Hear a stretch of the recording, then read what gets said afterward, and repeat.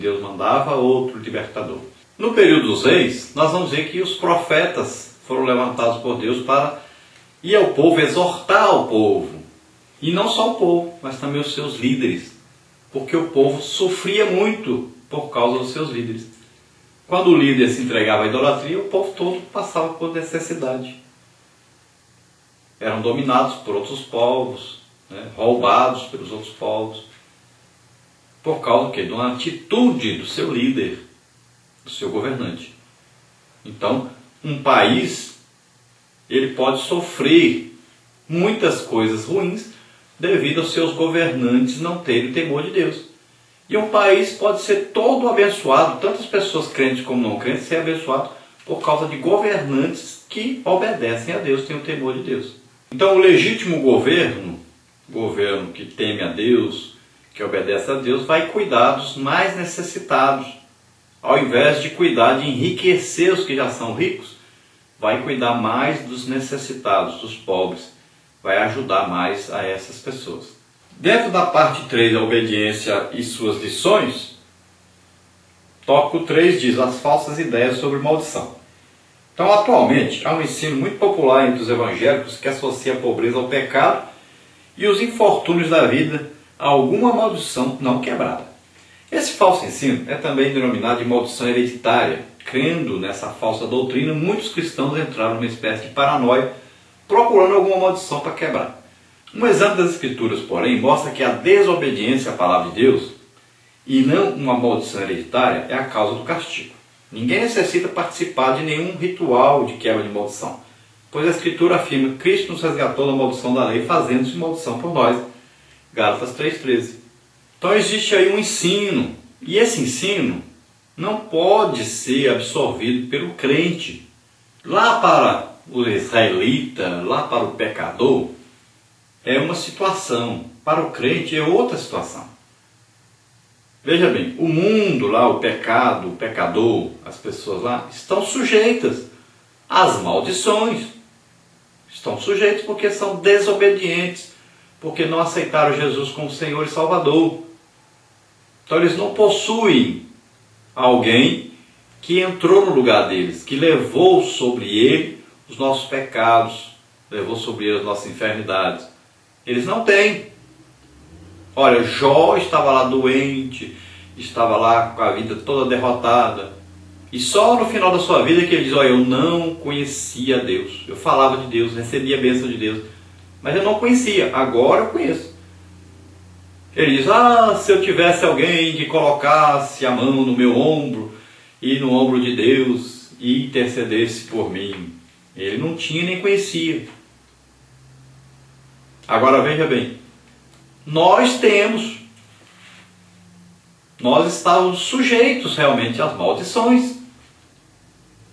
O que a teologia de prosperidade falei de maldição hereditária, é uma coisa herdada dos seus pais, né? Maldição que vai passando de pai para filho. E isso acontecia lá com os israelitas. Então Deus diz que aborrece até a terceira e quarta geração daqueles que me aborrecem. Eu castigo eles, envio maldição sobre eles, porque não cumpriram a lei do Senhor. Quebraram a aliança, estavam sujeitos a várias maldições que tem em Deuteronômio 28. Agora nós não. Nós aceitamos a Jesus como Senhor e Salvador. Ele cumpriu a lei em nosso lugar. Ele veio e levou as nossas maldições, os nossos pecados e as nossas iniquidades sobre ele. É o que está registrado em Gálatas 3,13. Cristo nos resgatou da maldição da lei, fazendo-se maldição em nosso lugar, porque está escrito, maldito todo aquele que morrer no madeiro. Onde é que está escrito isso? Deuteronômio. Então a pessoa que não obedecia, um filho não obedecia a seu pai, esse pai levava esse filho à porta da cidade entre os anciãos e dizia, esse filho meu é desobediente, é rebelde, não me obedece.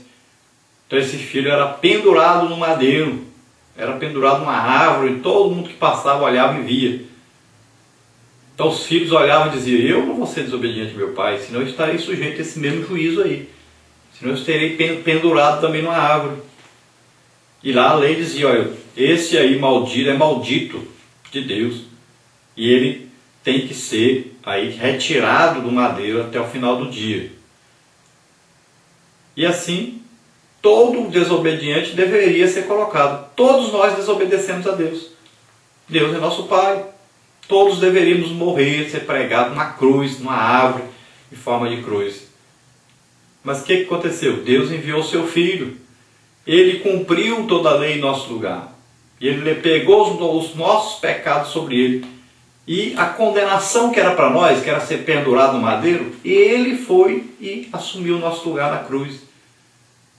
A minha morte na cruz, ele morreu em meu lugar. Para que ele fez isso? Para que nós fôssemos perdoados, fôssemos salvos, tivéssemos comunhão com Deus, ficássemos livres de todas as maldições que nós estávamos sujeitos a elas. Então, crente não pode acreditar em maldição hereditária. É a mesma coisa dizer que não acredita em Jesus, que não acredita no sacrifício de Jesus. É a mesma coisa dizer que o sacrifício de Jesus não foi suficiente.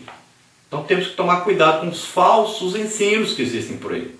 Então o que causa maldição é o quê? A falta de obediência a Deus, a palavra de Deus. Então viva em comunhão com Deus, em obediência à palavra de Deus. E você viverá sempre em intimidade com o Senhor. Você viverá sempre com as promessas de bênçãos na sua vida e não de maldições. A nossa conclusão aí diz: nesta lição, destacamos que Deus quer fazer prosperar o seu povo e para isso deu-lhe muitas promessas. Outro sim, precisamos deixar bem claro que o fato de um crente passar por lutas e dificuldades não significa que ele esteja em pecado ou em desobediência a Deus, pois o próprio Cristo alertou-nos de que no mundo seremos afligidos. João 16:33. Mas que o pecado traz consequências para a vida do crente, não podemos negar. Por isso devemos agir com muito equilíbrio e sobriedade ao tratar desse assunto. Então veja bem, é evidente que a pessoa que está em pecado está sujeito às coisas do diabo. Ele saiu debaixo da proteção de Deus, ele fez uma escolha. Então, que é a solução? Se arrependa, peça perdão a Deus. A Bíblia diz, olha, se confessarmos os nossos pecados, Ele é fiel e justo para nos perdoar de todo pecado, de toda injustiça. Então, faça isso. Nós temos um advogado junto ao Pai, Jesus Cristo, que está lá à direita do Pai intercedendo por nós. Então, deixe o pecado, abandone o pecado, se arrependa, peça perdão. Não fique nessa condição de pecador. Jesus já morreu por nós, já levou os nossos pecados sobre Ele. Não volte ao pecado, não ame o pecado, não fique preso ao pecado. Senão, o que acontecerá? É evidente que você estará sujeito a maldições, estará sujeito às interferências satânicas, demoníacas na sua vida. Então, para que você não passe por essa situação, arrependa-se imediatamente do seu pecado. Peça perdão a Deus e decida viver para Deus. Decida viver uma vida santificada para Deus. Nós vamos orar agora. Depois extraremos então o questionário, o resultado aí do questionário, só as respostas corretas. Mas vamos orar agora. Se você, ouvindo o que nós falamos aqui sobre as bênçãos, sobre maldições, sobre Jesus Cristo, você decidiu se arrepender agora dos seus pecados, aceitando a Jesus como Senhor e Salvador, aceitando-o como o seu substituto na cruz, você pecou, sabe que pecou, merece morrer na cruz, merece ser condenado, merece maldições, mas você acredita agora que Deus enviou o seu Filho para morrer no seu lugar na cruz, para levar os seus pecados sobre ele, suas maldições sobre ele. Creia nisso agora, arrependa-se agora, peça perdão a Ele e receba-o como seu único Senhor e Salvador.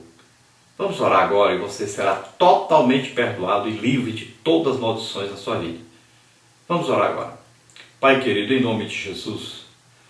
Oh, restare crucialai crodiaclamat friemalai. Restaura, Senhor, essas vidas, ó Deus, em nome de Jesus. Agora te peço, escreve os seus nomes no livro da vida, Senhor. Perdoa todos os seus pecados, livra-os, ó Pai, em nome de Jesus, de todo mal. Pai querido, eles agora estão diante de Ti, confessando os seus pecados, se arrependendo, recebendo, Senhor, a salvação, o perdão por todos os pecados e sendo livres agora de toda maldição, de todo mal, de toda interferência maligna. Em nome de Jesus, nós ministramos sobre eles, Senhor, teu perdão, a tua misericórdia, o teu amor. Pai querido, guarda-os, livra-os de todo mal, ajuda-os daqui para frente, Senhor, a obedecerem a tua palavra, a tua vontade, em nome de Jesus. Pai querido, aqueles que estão doentes e enfermos, em nome de Jesus eu ministro a tua cura sobre eles. Ó Senhor, vem trazendo o batismo com o Espírito Santo, vem trazendo, Senhor, maravilhas a essas vidas, em nome de Jesus. Rai, sturiai, misteri, confachai. Como são os maravilhosos, Senhor, os teus mistérios, as tuas bênçãos. Derrama, Senhor, as tuas bênçãos sobre essas vidas, em nome de Jesus. Amém. Glória a Deus.